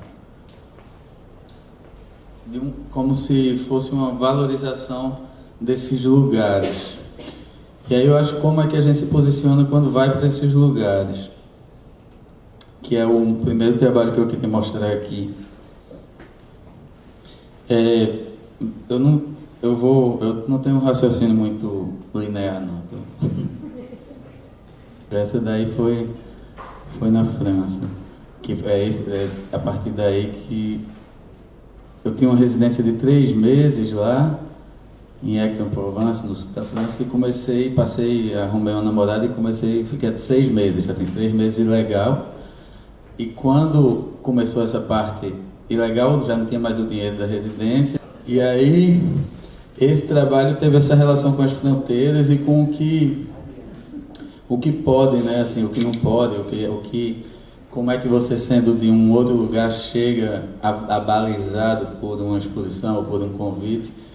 E eu comecei a pegar os dinheiros das minhas corridas e juntar para fazer a bandeira. Só que nem sempre dava, mesmo assim, eu consegui juntar quase metade e tal, e uma hora o aluguel da nossa casa era 1.000 libras. Eu peguei todo o dinheiro do aluguel, colei na parede lá, e comer muita banana, que é ácido lático, né? Aí, metade da bandeira eu fiz com o dinheiro do taxi bike, de um trabalho imigrante, e a outra metade da bandeira, que daí eu colei ela toda assim antes de costurar, com o dinheiro do aluguel. E aí a gente tem que pagar o aluguel, chegando perto, e minha mulher tem que pagar, e eu não queria me livrar do papel de parede milionário lá. Não quer, tal, mas aí tive que tirar e pagar, e aí ela dormiu e sonhou, sonhou não, pensou, né, naquelas ideias que a gente tem. Muita ideia que rola quando você está com a cabeça no travesseiro, e ela no outro dia fez, você vai vender ações da bandeira. As pessoas vão comprar, metade eu já tinha com o meu trabalho imigrante, e a outra metade as pessoas vão comprar essas ações e receber quando você vender ou não a bandeira em algum momento, elas podem trocar a ação de volta. A gente foi criando esse mercado com uma única peça. Essa era a ação, isso é certificado de investimento, isso é para certificar que tal pessoa investiu tanto no Jack Pound Financial Art Project, que é o Jack Pound Projeto de Arte Financeira, E esse dinheiro vai retornar com os devidos lucros providos pelo mercado de arte quando a peça for vendida. Eu assinava, a pessoa assinava, e aí a bandeira começou a ter esses dois lados, assim, tanto o trabalho imigrante quanto a especulação financeira, que é a economia, duas economias fortes na Inglaterra, mesmo eles com o Brexit. Agora, se os imigrantes saem todos de lá, muitos ingleses não querem fazer o que a gente faz lá, o que a gente trabalha lá. Não sei agora que eles estão querendo se separar, talvez porque eles estão querendo esses empregos, que são os empregos que eminentemente os imigrantes fazem lá. Mas mesmo que esses imigrantes não movimentem uma economia fiduciária, né, dinheiro mesmo, tanto quanto a especulação financeira, o país para se não tiver o imigrante ou alguém que faça o trabalho que geralmente é do imigrante. Então metade da bandeira tem esse significado, que é do meu trabalho de taxi bike e rickshaw. Rickshaw é como eles chamam taxi bike lá. E a outra metade é da especulação financeira, que é o outro mercado principal inglês, que eles estão ali na botija do mundo, ali entre Nova York e Tóquio, e o que eles fazem muito é vender dinheiro e criar esse sistema financeiro especulativo, né? Então a bandeira, aqui tem alguns acionistas, assim que eles, na hora que eles compravam a ação, tem tanto meus amigos rickshaw, taxi bike aqui, Botondo, que veio da Transilvânia, húngaro lá, como Cildo Meirelles, tem Cabelo aqui, Jarbas Lopes, tem um colecionador lá, português, assim, o meu chefe, o dono do rickshaw tudo, que alugava a gente. Então a gente ia fazer, geralmente, quem quis trocar quando a bandeira foi vendida, geralmente não tinha muito a ver com o meio de arte. Quem ficou com a ação como um objeto de arte não quis trocar, porque para receber o dinheiro tinha que me dar de volta a ação, né? Tinha que trocar a ação, realmente. Mas aí você vendeu a bandeira? Então, acho que quiseram. Essa parte, tem umas ações que eu mandei pelos correios para os amigos e antes mesmo de vender eu fiz essa... Então, eu paguei o aluguel e comecei a vender ações. Eu tirei a bandeira da parede, foi pesaroso, mas... E aí, cadê? Fiz essa performance com a bandeira depois dela pronta ali na troca da guarda e tal, depois veio polícia, tudo.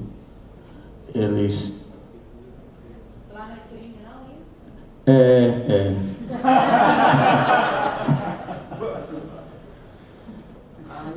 Aquele quanto?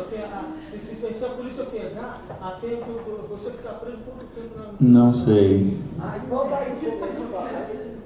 Não sei. Mas a pena é pesada, né? Na verdade, tem a maioria das moedas no mundo, se você não destruir 15% delas, você não está destruindo o dinheiro, né? E tem duas teorias, que o dinheiro é seu, a matéria é dele, e aí você pode destruir ele, e outra que ele é do Estado e você só tem o valor de troca dele, então você estaria destruindo patrimônio público. Eu vou mais pela primeira para não ser preso, mas tem esses dois aspectos. Fora isso, é o próprio objeto, né, em si também, como bandeira, como símbolo nacional. No Brasil mesmo seria... Já fiz bandeira do Brasil com dinheiro também, mas é bem mais proibitivo. Talvez lá eu não sei. Talvez lá também seja, não sei exatamente. Mas o Reino Unido às vezes é mais duro do que aqui no Brasil, né? No Brasil a gente vê bem branco. Eu não sei, na verdade. Talvez, eu não sei se as leis são mais duras no Reino Unido ou se a aplicação delas são mais exemplares, né, eficazes, né? Na verdade, eu não tenho esse conhecimento, mas eu acredito mais nisso. Acho que as leis aqui, de certa forma, dependendo a lei antidrogas aqui, eu acho super dura, na verdade. Acho que... não sei se ela é aplicada.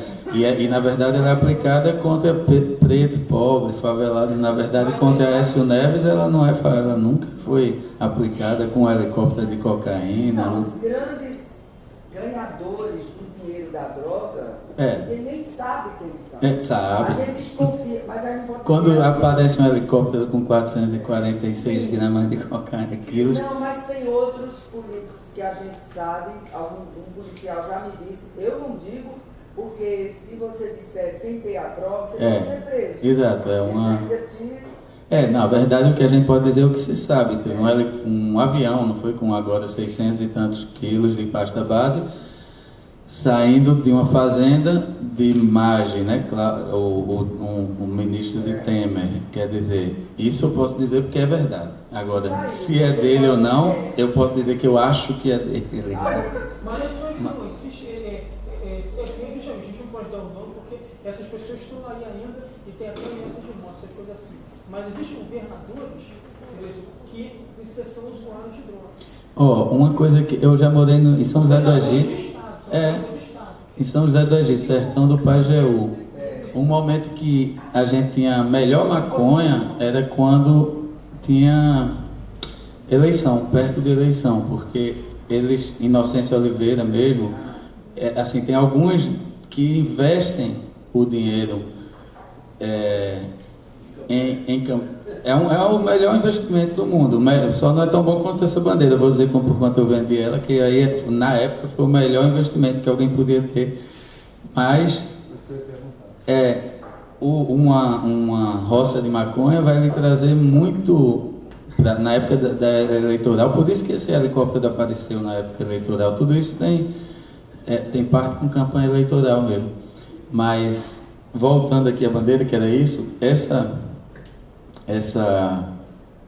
ela foi vendida na Freeze por 17 mil libras. Ela era 1.000 libras, né? Ela foi vendida por 17 mil libras com um apoio da Christie's, que é uma casa de leilão, e o cara foi lá. Não se podia vender dentro da feira também por lei, mas aí virou uma performance e a gente vendeu e fez, e quem quis trocou as ações pelo dinheiro, quem não quis ficou com a ação como objeto de arte, e aí... Eita, tem mais gente nova, né? Não? Pode ter, só que é porque todo mundo se apresentou. Tu considera a ação encerrada ou se alguém se arrepender e quiser? Não, teve um prazo para trocar pelas ações, e aí quando não se trocou, a pessoa ficou com a açãozinha, que é um... E aí teve um outro trabalho que também lidava com, que é esse aqui, que eu comecei a fazer durante botei uma câmera microscópica que ficava dentro no pneu do meu taxi bike, e aí ficava filmando Londres assim como um caleidoscópio andando, e depois fiz essa escultura que eram 3 objetos, 3 rickshaw. E se você pedala um, ele abre aqui o projetor, quando você pedala outro, começa a ser projetado nesse espelhinho aqui. E aí, quando você pedala o outro, o espelho começa a girar, e ele começa a girar pela sala. Aqui são os frames. E era meio isso, assim, para você chamar o trabalho gira em torno, e tudo era girando, era como você ter que trabalhar como eu trabalhei para ver a peça. Se não tem público, se não tem nada, a peça fica toda escura. E esse trabalho também foi gerado numa situação minha lá, bem pessoal, de uma relação com um outro território, uma relação de soma também, enquanto a câmera estava girando, ela, de alguma forma, ela calculava quantos quilômetros eu estava andando ali por dia. Às vezes eu parava para negociar a corrida de taxi bike com alguém, a câmera parava também, depois ela continuava. Se você for pensar na minha velocidade e ver a quantidade de giros da câmera, tem uma situação na cidade, né? E esse trabalho eu comecei a pensar nisso, que eu era um imigrante, eu saio de um lugar e eu tenho uma topologia da cidade bem diferente das pessoas que nascem na cidade, assim. Você tem geralmente uns percursos próprios, assim, o cara ia para o trabalho, para a escola, e aquele centro da cidade, na verdade, se torna um outro território com as pessoas que moram lá, como acontece no centro de São Paulo, na República, com vários imigrantes, que geralmente a gente vê, são os senegaleses, são os congoleses, são massas, assim, mas eles têm são massas na cabeça, estou falando como a gente vê de imediato, né? A gente não identifica, nem tem muita interação. com o trabalho outro que eu fiz, a gente começou a ter mais interação, mas geralmente tem aquele, falam uma língua própria e tal, e tem essa topologia, tornam a cidade de uma forma, tornam o território daquele centro urbano que é para onde são atraídos pela própria situação financeira, porque lá vai passar muita gente, eles vão vender os produtos lá, muitos são ambulantes. Eles tornam esse território com outra topologia, sabem outros caminhos, como eu sabia com o meu taxi bike lá. Aí comecei a trabalhar com eles. No caso desse trabalho aí que você fez, você falou que a câmera parava no momento que parava de girar, né? Quando eu parava para negociar com algum cliente, então a câmera parava, né? E quando não, ela estava girando, assim. E também tinha, no caso de aumentar a velocidade, alterar também a velocidade do obturador e do... Não, ela filmava direto, sem mudar nem o obturador, nem o diafragma, mas, que era uma câmera de filmagem mesmo de caneta, aquela câmera espião de caneta que bota aqui. E ela estava no raio da bicicleta girando, a velocidade de frames dela era a mesma. Não era preto e branco, né? Porque de caneta geralmente é preto e branco. Não, essa era colorida. Aqui, os frames são esses aqui, tá vendo? E... deixa eu ver aqui. Não, esse já foi. Os frames são esses. Esse é uma filmagem à noite, isso aqui é uma filmagem de dia. Até tem um vídeo na internet lá no canal. Isso aqui foi antes, quando eu estava fazendo o desenho ainda para fazer a obra. Aí tinha uns projetinhos. Isso é aquela roda gigante lá de Londres. Ó. E aí eu comecei a pensar, tem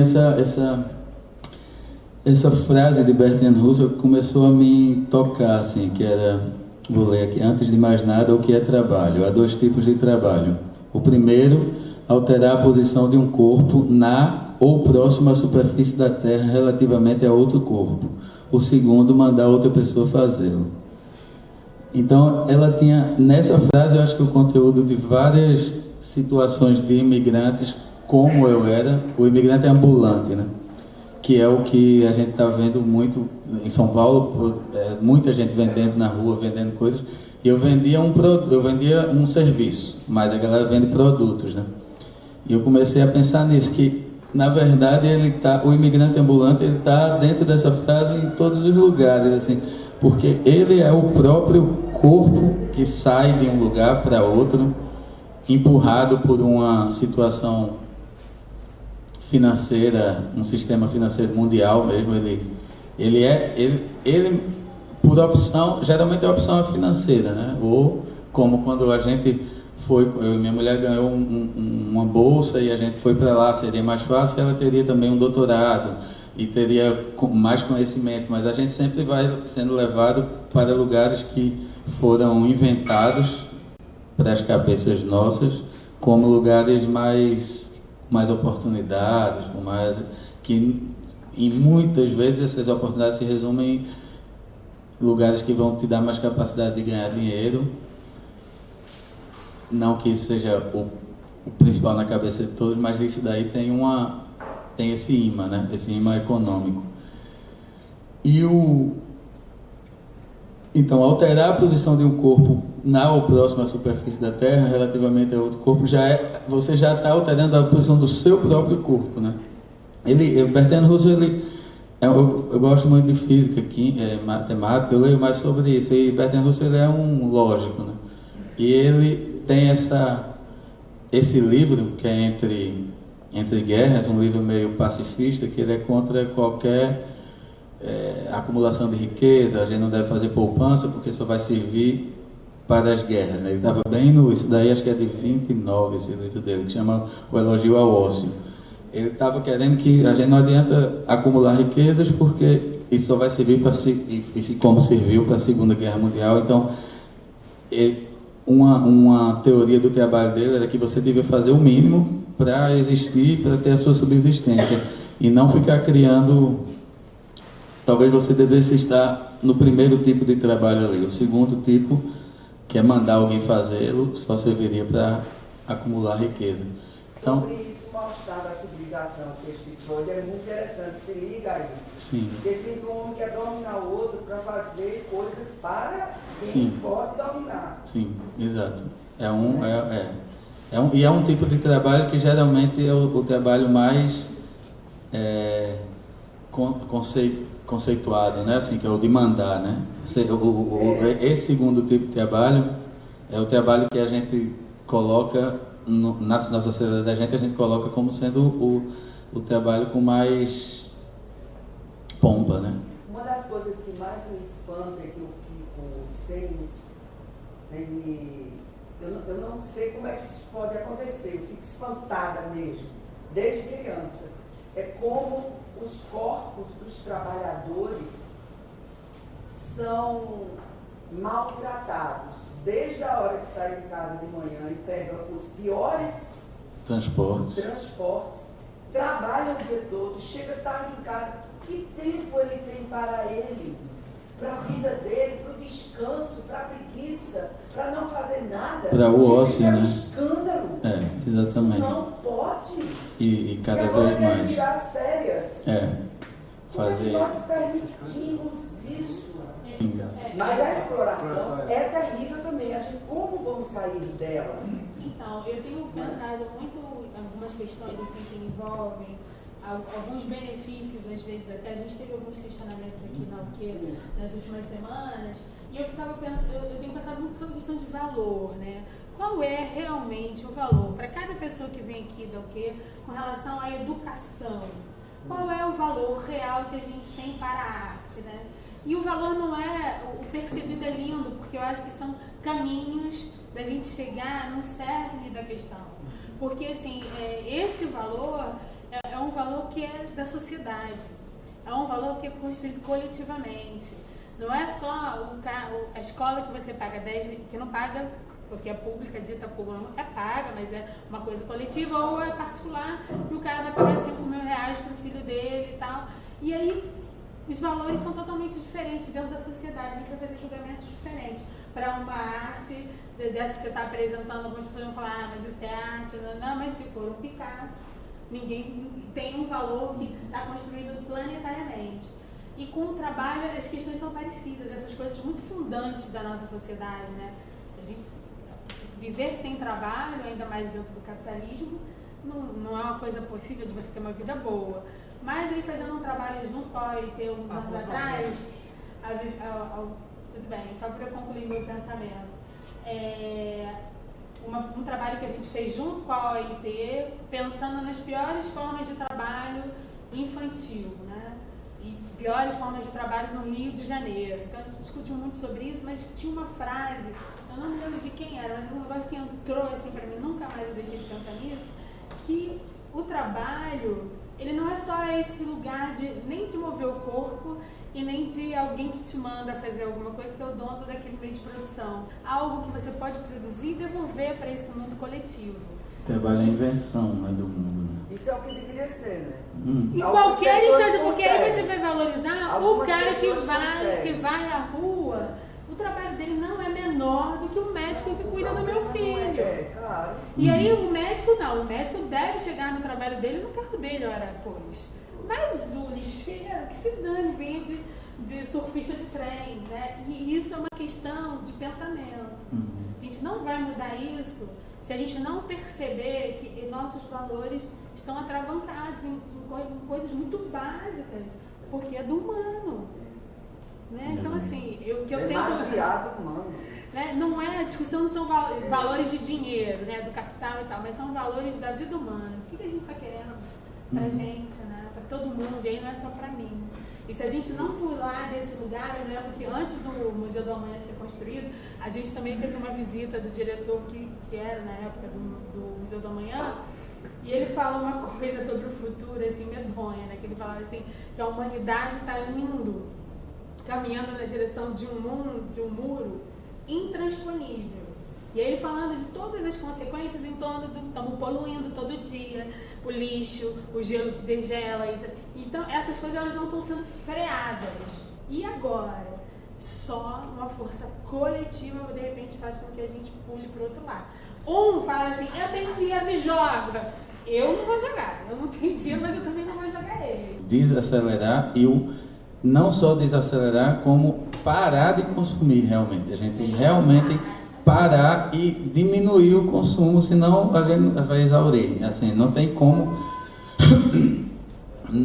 como a gente continuar desse jeito, que é a própria mentalidade colonizadora no sentido mais amplo do colonizador, dos recursos naturais, como Belo Monte, como a gente falou aqui no começo. Assim, a gente tem essas necessidades, todos nós, né, assim, ou inventamos essa necessidade dos iPhones e das lâmpadas elétricas. Assim, a gente contribui para isso, mesmo que a gente questione, e ainda bem que a gente questiona também, e ainda bem que a gente está pensando aqui juntos sobre desaceleração e talvez freio, né? Mas é difícil, nesse sentido, complicado. Mas você ia falar alguma coisa? Deixa eu só complementar, e se eu complementar também, na verdade a gente está observando que isso não é só no Brasil, no mundo todo. A gente está vendo recentemente agora nos Estados Unidos a atitude que um presidente da maior nação do mundo fez. Quer dizer, ela consegue igualar os Estados Unidos, a Síria e a Guatemala, retirando os Estados Unidos do Acordo do Clima de Paris, para poder fazer a questão da indústria do carvão. Isso tudo, a gente pode ver que a humanidade, isso é sem limite. Né? A humanidade, ela vai fazendo, mas não quer saber os danos que vai dar depois, não quer saber as consequências. Ela chega e vai fazendo. E o que aconteceu lá na frente, a gente resolve em cima da hora. É assim. Então, na verdade, isso é necessário ter uma nova consciência, uma mudança de consciência da humanidade como um todo. Você fala na questão do coletivo, e quando chegar na hora H, ali, o coletivo é que vai ter que fazer a mudança. Mas para o coletivo fazer essa mudança, é necessário ter uma nova consciência. É necessário ter uma mudança de consciência. Entendeu? E aí, somente a mudança de consciência que você vai colocar um limite nisso tudo que está aí. Entendeu? E aí que a gente vai conseguir se colocar e descer os países no trilho, a humanidade no trilho, que isso vai andar, conforme tem que andar. Mas na verdade isso é a questão limite. E já está na hora da gente começar a dar um freio na humanidade, o limite. Quer dizer, quando eu falo nós, a humanidade como um todo, o limite. Porque se a humanidade não tiver limite, essas coisas vão continuar acontecendo. Você vê, há pouco tempo agora nós tivemos 3 furacões ao mesmo tempo. 3 furacões ao mesmo tempo. Maria e outros 2 furacões, que eu esqueci o nome agora. E eu vi uma entrevista de um cientista da NASA falando que esses furacões estão acontecendo consequentemente por causa do descaso da humanidade, do descaso dos governos em relação à questão do meio ambiente. Então, quer dizer, a Terra, ela tá gemendo, a Terra, ela está falando. Então vai chegar uma hora que a Terra vai gritar. E quando a Terra gritar, eu quero ver como é que vai ser. Então, quer dizer, a questão é colocar um limite, colocar um freio. A humanidade precisa de um limite. É isso. E acho que esse limite não está aparecendo.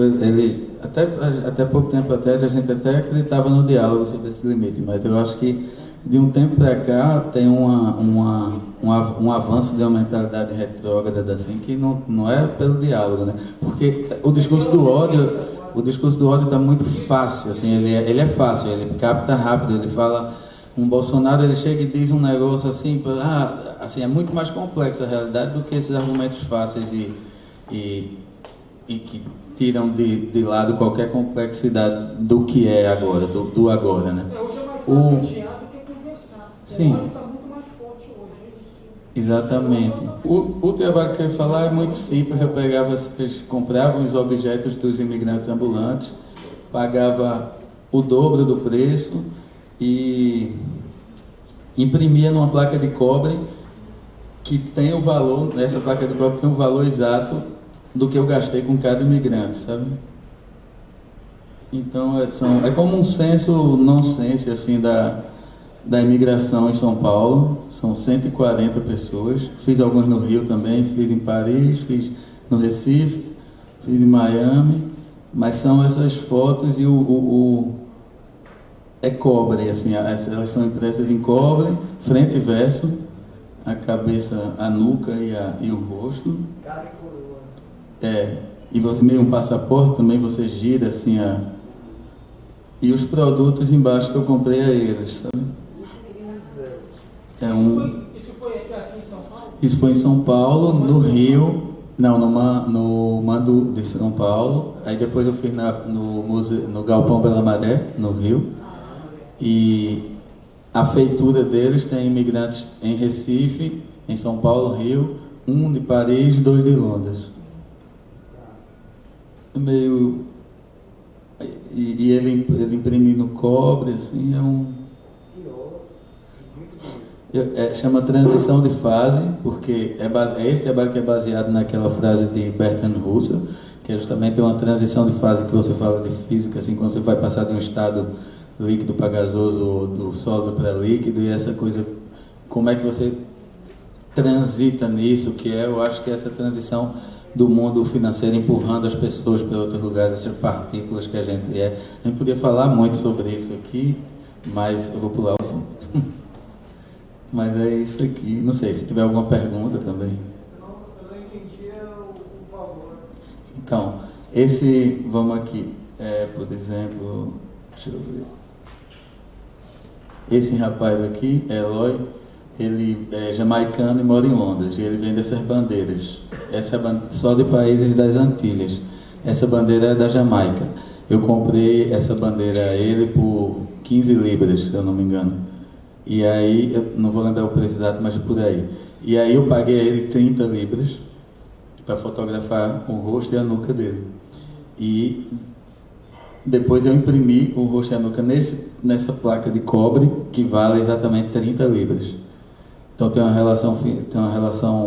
Eu comecei esse trabalho comprando tudo. Um cara de Moussa, que é da Costa do Marfim, que mora em Paris, e vende na frente do Louvre torres Eiffel, aquelas torrezinhas Eiffel. Eu comprei todas as torres por $100 e costurei uma flâmula de $100, assim como a bandeira, mas costurada assim com notas de $1, e imprimi frente e verso ele e exponho isso com as torres Eiffel.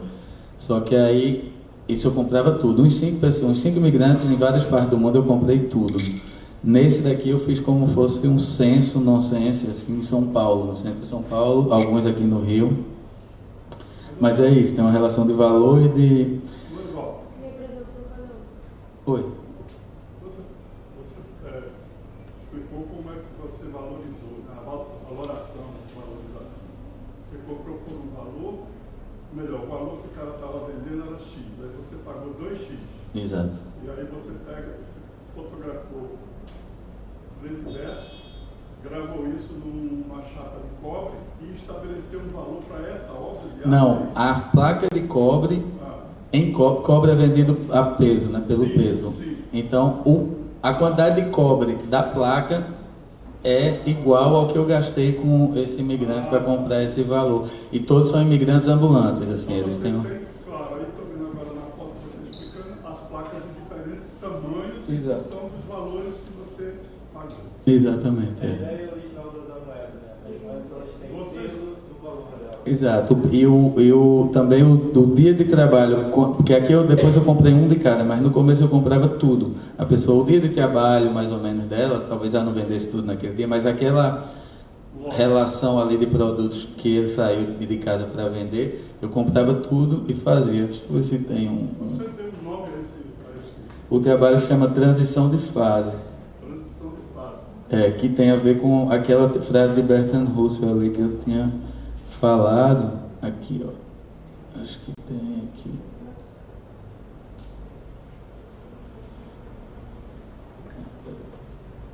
Esse é ele.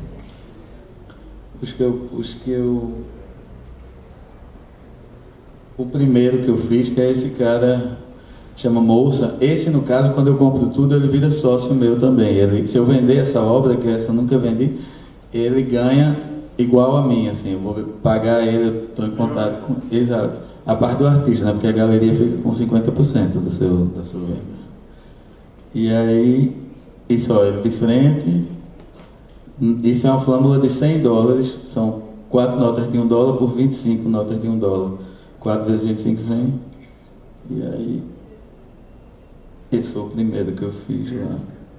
Que chama... Nesse caso, a foto foi impressa no dinheiro? Foi impressa no dinheiro, sim. Eu costurei primeiro, depois fiz essa impressão. Eu imprimo sem branco, porque essa máquina imprime com branco, aí você sumiria todo o fundo, viraria um branco. Aí fica essa transparência, porque não coloco o branco primeiro. Mas, bem, teve um texto que eu escrevi, essa exposição do MAN, de Luiz Camilo Osório, curador, e é o Panorama, o 35º Panorama, ela está sendo muito atacada atualmente. Eu estou participando dela com o trabalho, e a gente tem ido, eu fui sexta, sábado e domingo, a gente foi ficar em frente ao MAN, defender ela dos fascistas mesmo, assim, de pessoas que estavam querendo, ameaçando incendiar o museu, agrediram 2 funcionários, a gente foi para a delegacia para servir de testemunha, e por falta total de diálogo, assim, eu vejo, eu acho que todo mundo tem direito de criticar, inclusive de protestar contra o que achar que aquela obra, principalmente essa obra de Wagner Schwartz, que eles estão chamando de pedofilia. Agora, o quanto de diálogo pode se ter, o quanto se pode aprender com isso também. A obra, eu estava lá na hora da performance, e ela se trata basicamente, existe uma obra de Ligia Clark que são os bichos, e os bichos você vai se relacionando com eles e fazendo formas, é como os origamis de alumínio, assim, talvez. Não, parangolé é de oiticica, né, aqueles que eles usam, os bichos dela são esculturas pequenas, relativamente pequenas, e você dobra elas de várias formas, e a obra dele ele vinha, tinha um tatame de papelão, ele pegava um bicho, que nem era um bicho original, porque a família fez uns bichos de plástico, aí para ele pegava esse, que era o mais, que eles fizeram para o Itaú, sei lá, para uma lojinha do Itaú, e ele começava a se relacionar com esse bicho e começava a fazer, ele é de dança, então você começava a ver, a área que ele mais atua é dança, pelo que eu entendi, uma pessoa super leve, super...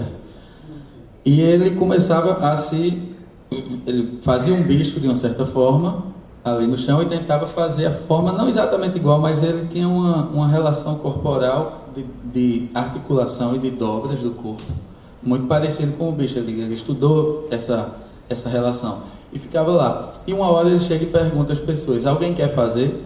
Aí o pessoal pensa, vai lá pegar no bicho para fazer ele, não, em mim. E as pessoas começam a jogar ele dali para cá, ele está deitado. Algumas pessoas fazem o bicho e depois tentam fazer ele e tal. E é o contexto totalmente dessexualizado, não, é lúdico e sem pornografia. Assim, você não vê, assim, eu não sei, talvez na mente de alguma pessoa que estivesse querendo realmente ver, que eu não vou nem chamar de pervertido, mas que esteja muito educado pelas propagandas de cerveja, com as mulheres nuas, daí a pessoa pode ficar vendo aquilo, mas ele é um corpo nu. E aí, o episódio que está mais... foi que uma menina ficou fazendo e a filha dela chegou lá uma hora e tocou no pé dele, vem assim tocando no pé dele. Isso daí virou uma foto, e esse movimento do Brasil Lixo aí, tá, o MBL, tá botando essa foto e botando essa foto, botando essa foto, como se isso fosse pedofilia. E aí... As crianças que foram mortas com bala na cabeça de rifles e metralhadoras, ninguém fez esse... Então, dessas pessoas fez um movimento desse... O que eu queria... Elas são criminosas também. Não é uma críticazinha. Então, o que eu, assim... Hoje, naquele jornal que torce e sai sangue, que está na banca, está lá, menino de 12 anos é violentado dentro do presídio. Sim. Você não vê ninguém... Não vê ninguém querendo destruir o presídio. Eu acho que questionar essa performance, questionar uma classificação etária dela, isso é válido e vamos discutir isso. Agora, eles fizeram uma página no Facebook que é para matar o artista, assim, tem uma página, odiamos Wagner Schwartz, então querendo como pedófilo e tal. E aí eu queria pedir permissão para ler esse texto que eu fiz a partir desses 3 dias. Então, o que eu acho é isso aqui, ó. A performance no MAN, no 25º Panorama, não contém erotização do corpo masculino nem pornografia. Uma obra pode ter estes elementos e, neste caso, ser discutida a faixa etária para a convivência com a obra. Nesse caso, não havia pornografia ou erotização. Sugiro que pessoas que estão se adequando aos argumentos fascistas de censura à exposição saibam primeiro o que a obra Labette é, a obra em questão, né? Nem sempre um corpo nu é uma incitação ao sexo, mesmo que tenhamos crescido com as propagandas de cerveja dizendo isso. Não é o caso da obra em questão, Labette, mas obras de arte podem tratar de temas como pedofilia e outros temas polêmicos e serem obras que nos enriqueçam o pensamento.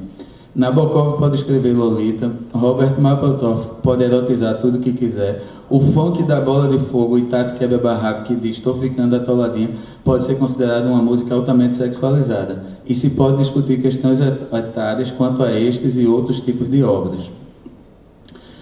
Não se pode censurar uma obra de arte com base no fascismo ou falsos moralismos. Por exemplo, os mesmos fascistas que ameaçam o MAN não ameaçam a Skol e outras marcas de cerveja por objetificarem o corpo das mulheres para vender a bebida, ou a Brasileirinhas e os sites pornô e produtoras pornô que qualquer criança pode ter acesso na internet. Inclusive, um dos paladinos do movimento é um ator pornô, Alexandre Frota. A obra Labette estava conceitualmente longe de tudo isso, da pornografia e do erotismo. E ainda assim está sendo atacada, pois a hipocrisia está no talo. Nenhum destes moralistas está realmente se importando com a criança e pensando no quanto ela está exposta a toda essa falsa guerra contra a pedofilia. Porque o que é que essa menina está sofrendo? Ela mesmo, né? A criança que na sala de aula, assim... Esse movimento do MB, o MB Lixo Faça História, só está fazendo campanha política ao atacar os artistas. Perceberam que ficaram em alta com o caso do Santander, que fez a pior merda em fechar a exposição e abriu as porteiras para todo tipo de Beuzebu moralista. E agora investe em perseguições de artistas para ganhar likes e futuramente votos. Tudinho deve sair para deputado e vereador, tudo para um. Pergunto ao amigo golpista que atua no meio de arte. Você que apoiou esse movimento fascista para derrubar um governo eleito, você que colocou o calor na chocadeira de analfabetos políticos fabricados pela mídia, pois estava puto por perder uma eleição. Esses imbecis foram apoiados por você por causa de um revanchismo eleitoral e agora ninguém tem mais controle da serpente fascista que saiu do ovo chocado. Eles foram úteis a você nos seus discursos de ódio contra a esquerda e com seus financiamentos internacionais e partidários para estuprar a democracia. Bem, agora eles estão chegando com outra agenda eleitoreira atacando a arte. Que farás, amigo golpista que atua no meio de arte? Que responsabilidade tens agora contra essa merda autoritária que incentivaste? Participe da exposição que abriu terça-feira passada, né? Essa sexta, sábado e domingo estivemos lá em frente ao MAN e vimos como o ódio fascista impera nos discursos dos pseudos paladinos morais que não vão atrás de nenhum militar de amigo de Bostonase que comia criancinhas no banco de trás do carro. Ao contrário, estavam todos apoiando o Bolsonaro lá, o grupo que a gente... E ao contrário apoiam o Bolsonaro que fazia apologia ao estupro dentro da Câmara Federal. São apoiados por um ator pornô que narra um estupro feito em cadeia nacional, que é Alexandre Frota. Sábado acabamos todos na 27ª DP para testemunhar uma agressão física a 2 funcionários do MAN por parte de uma fascista que berrava querendo fechar a porta do museu. Bem, acho que eu tinha que ler isso porque a situação... A gente abriu a porteira aí, acho que o Santander fechar uma exposição a partir de um... Assim, a gente tá difícil, assim, agora tem um movimento para fechar o MAN, não é para fechar a exposição. Tem outro movimento para fechar o MAN. E aí vem um prefeito marqueteiro como João Dória e vem dar uma, assim, faz aquela, tem limites, não sei o quê. Não, é mais um discurso do ódio, é um argumento fácil que as pessoas olham. Chamar de pedófilo é outro argumento fácil, assim, não está discutindo nem não está discutindo nem a ação em si, nem a performance se era ou se não era. E mesmo que ela tocasse o tema de pedofilia, ela deveria ter uma faixa etária ou não, mas ela nem era isso. assim, a gente está sendo cercado por argumentos fáceis que estão cooptando várias pessoas, inclusive amigos que eu nem imaginava, que viram a foto com o meme do MBL. Ah, não, mas é pedofilia. Calma, assim, vamos conversar. Talvez existam outras coisas a serem combatidas e talvez a gente tenha que falar de faixa etária para aquela performance, não duvido. Mas ele não é um pedófilo, assim, ele não atuou como um pedófilo na performance também. Porque tem uma contaminação histérica, uma coisa vai levando a outra, e a multidão vai tomando conta daquilo e formando mentiras e que se tornam verdades para aquelas pessoas. Exato. Vai uma bola de neve, o ovo da serpente já chocou, exato, já saiu, a bicha está aí. Mas acho que a gente não pode ser ingênuo, né? Assim, como há décadas atrás, de achar que é uma coisa que vai tomando só. Eu acho que a histeria pode acontecer, né? Mas... Isso é o motivo. Isso é a histeria nesse sentido, a contaminação, é o que tem de corpo que pode proporcionar. Sim, mas sem isso não sim, a coisa não rola. Mas eu acho que tem um detonador. Eu acho que tem um fator político que a gente não pode mais fingir que não está acontecendo. Quando você falou, você está fechando, eu não tinha pensado nisso, mas rapidamente pensei, né? Porque eu tenho vários familiares do Rio, por exemplo, que tem conta no Santander e está ligado à prefeitura, porque todo mundo teve que ir obrigatoriamente abrir conta no Santander. Então dá muito bem para entender o tipo de pressão que o Santander deve ter sofrido no Brasil inteiro por conta disso. Então não dá para a gente não ter ideia e talvez buscar saber que são frentes capitalistas, são frentes políticas, são frentes ditas religiosas que estão inibindo esse país, cara. Mas só uma questão, mesmo o Santander podendo mudar a exposição, colocar as obras questionadas pelo MBL em um espaço com faixa etária, isso tudo, a discussão sobre e se atender a pensamentos mais conservadores é saudável também. Agora, fechar a exposição, você abriu para...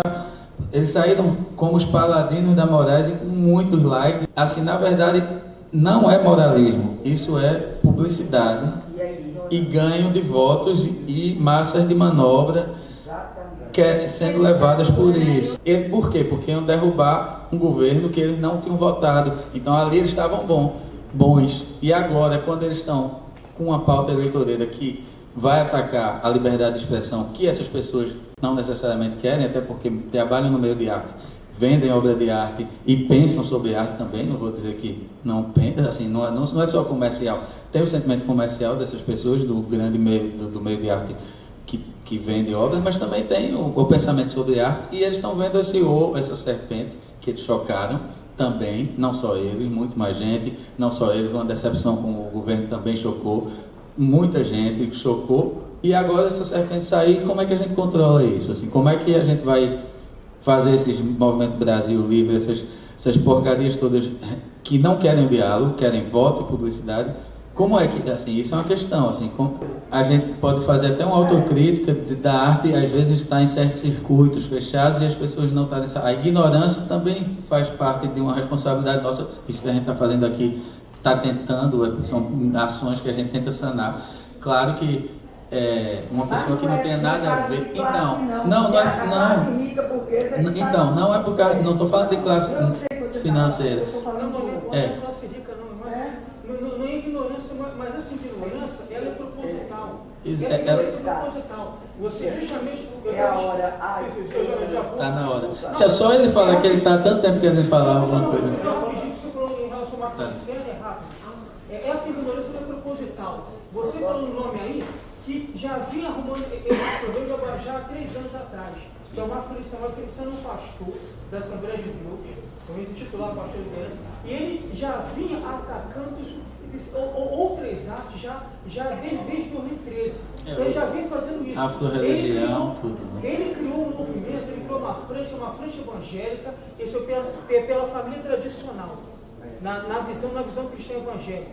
Foi ele que criou. Então, se você botar na internet agora, frente evangélica pela família tradicional, e foi criado pelo pastor Marco Feliciano. E ele criou isso justamente podendo ele criar isso, fortalecer a bancada evangélica em Brasília.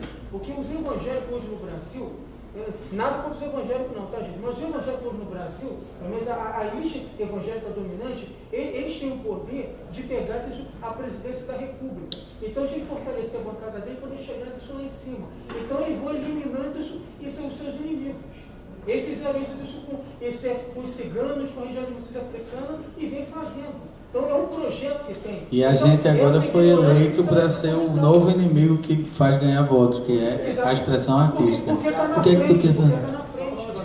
Essa coisa de repente, você estava lá, eu não sei, já me falaram que a exposição era aberta, já me falaram que era para convidados, e eu queria só saber se tinha alguma classificação. A exposição era aberta e existia uma classificação que a obra que ia acontecer continha nudez.